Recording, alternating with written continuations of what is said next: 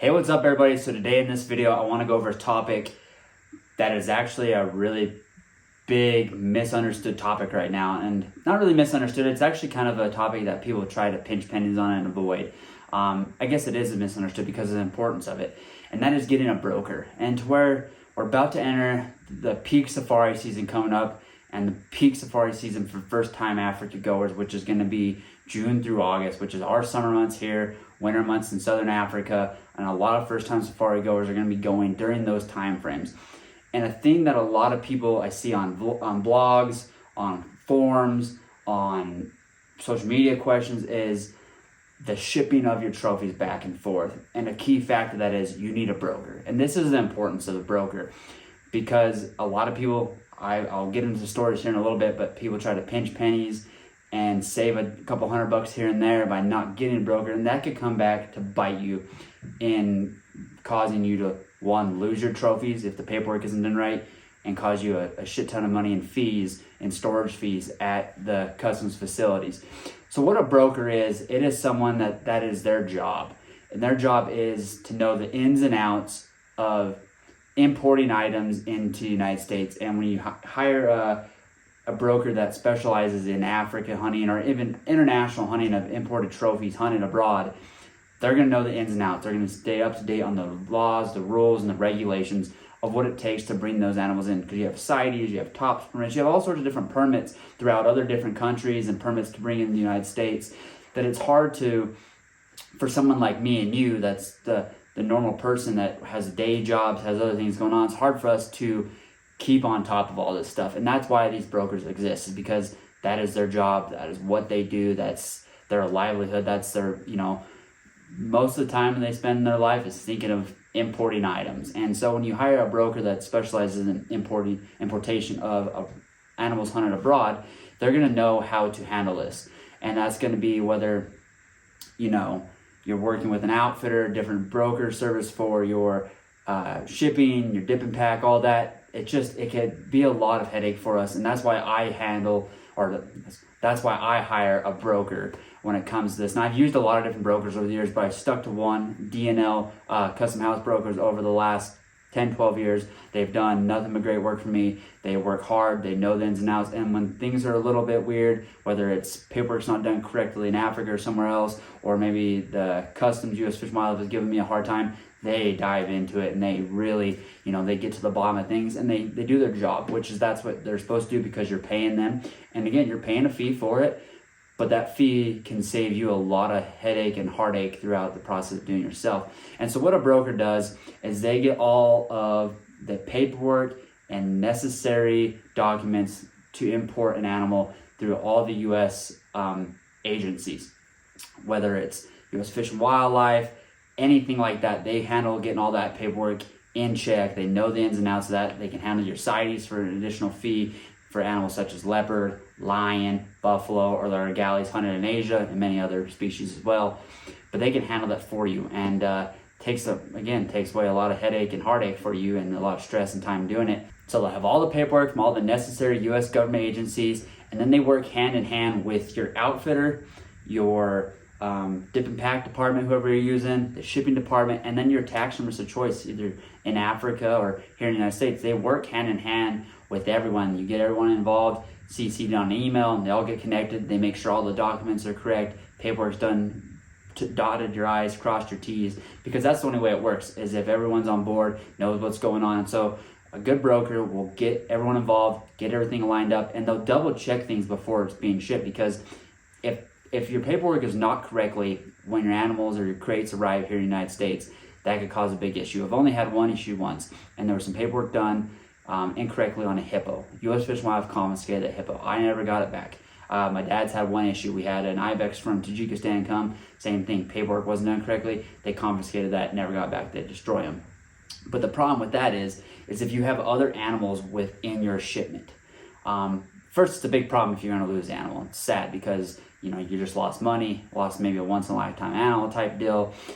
But if there's other animals that the paperwork's done correctly from the shipment, it still affects them because of the time it takes the U.S. Fish and Wildlife to go through the rigmarole of making sure your paperwork is wrong, pulling one animal out, whatever. It causes days of animals sitting. So that's one, storage fees for you at the facility, and two, that could cause you to have capes and hides slip, which could ruin, if you have an argali sitting there with that ibex like we did, it could have caused those argalis to slip. We've had, a little bit of slippage on some of the stuff, but it wasn't like life alternating slippage to where it was ruined. But your other animals could get ruined, and it could just, you don't know whether the storage facilities have air conditioning or not air conditioned, or climate controlled is what the correct word is for that, or if they're just sitting there baking in the sun. It's a sad deal that U.S. Fish and Wildlife will confiscate that stuff, take it, destroy it. You'll never get it back.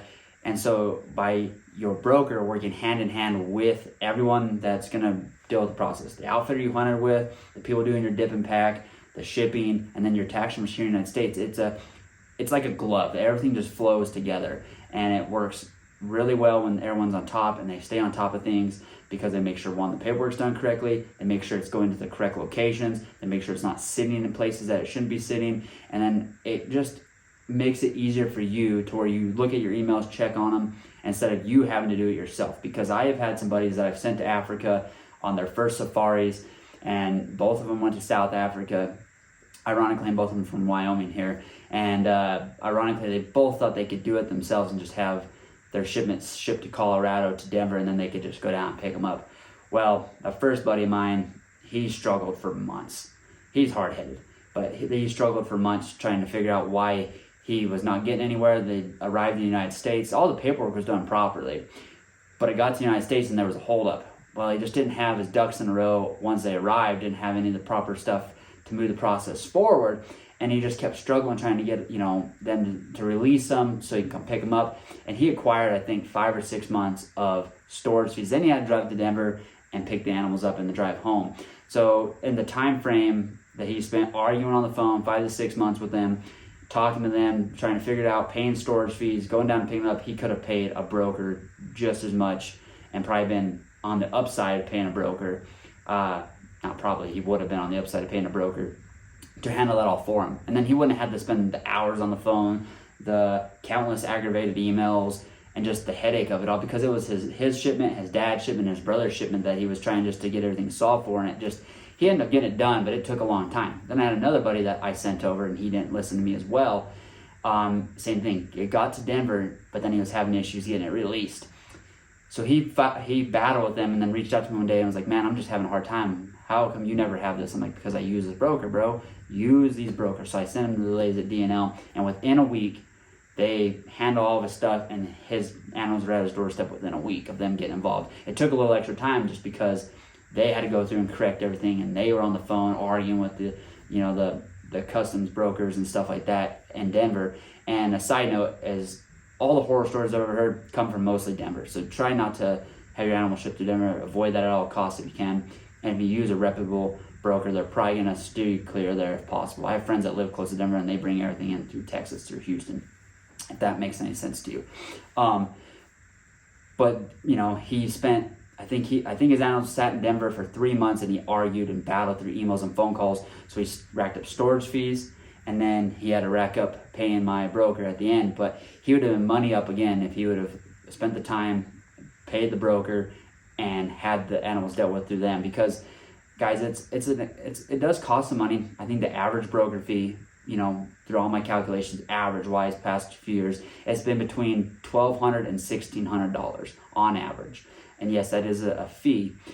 But again, animals could get lost. You could shoot a $40,000 Marco Polo, could be confiscated. You could go shoot a $10,000, $12,000 hippo like we did, confiscated. Ibex, $12,000, confiscated. What is the difference between a $1,500 bill or getting your $15,000 animal confiscated? And that's just the hunt itself. That's not including the time off you took from work, the travel, all that stuff. It's a big deal, and a lot of people try to pinch the pennies on the back end by not using a broker. It's pennies in reality compared to what you just spent on the hunt and the experience you had. And a big thing for me is you could go have the best safari ever, have the most extravagant experience, but when you come back and you try to dodge and cut corners on the broker side, and you have issues and you have months of headache and heartache and just aggravation, you're pissed off, it could really spoil your experience for hunting Africa or hunting abroad. You could go from being the biggest African promoter to being the biggest naysayer of going to Africa, just in a few short little time span and just a few small things happen, and it could really spoil your experience and make you not want to go back and make you not want to refer a friend to it. So with this upcoming safari season about to really get underway, and a lot of you first-time safari goers going, I strongly urge look into getting a broker. A lot of the outfitters that you go to, they will have a preferred broker. Your taxidermist, if he or she has done a lot of international, they will have a preferred broker. And if you don't have a preferred broker, look into DNL. DNL Custom House Brokers, they're out of Chicago. They've done a great job for me. I have flown into Chicago with a tour because you couldn't ship the tour back, and I had to fly with it home. So I flew with it home. They met me at the airport, walked me through it all. It was a breeze, easy to go. Got back on my connection here to Salt Lake City with a tour in hand, literally flew with it, checked baggage, carried on both ways, easy to go. And then I've also done, we've done elephants, we've done leopards, we've done all sorts of stuff, Marco Polo sheep through them, to have them brought in the United States, and have not had a hiccup yet. They've been really great to work with. Things do happen. You can't, expect to go on all these different safaris all over the world. I've done over 30 international safaris, and we've only had 2 issues when it comes to U.S. Fish and Wildlife, which I think is a relatively good system, or a good number, I guess you'd say, because no matter no matter how many times you do something, you're always going to have some hiccups here and there.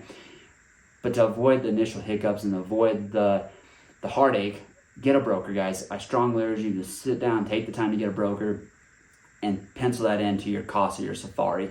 It's not going to be a cost that you're going to pay before or right after the hunt. It's going to be accumulated over, several months, because you're first going to have to do your dip and pack, all that stuff, and then it comes to your broker service when they start to get your shipment ready. So it's not going to be an initial cost.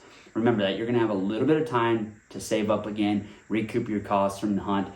And again, it's just going to make life so much easier. So look into getting a broker before you go on that first safari this year or next year or whenever you have one in the future. Plan ahead, find a broker that specializes in importation of trophy hunted animals abroad, and it'll make your life so much better.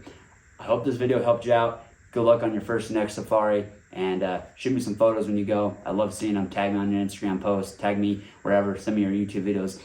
I just love seeing African hunting content, or any hunting content for that matter, abroad. And good luck and have fun.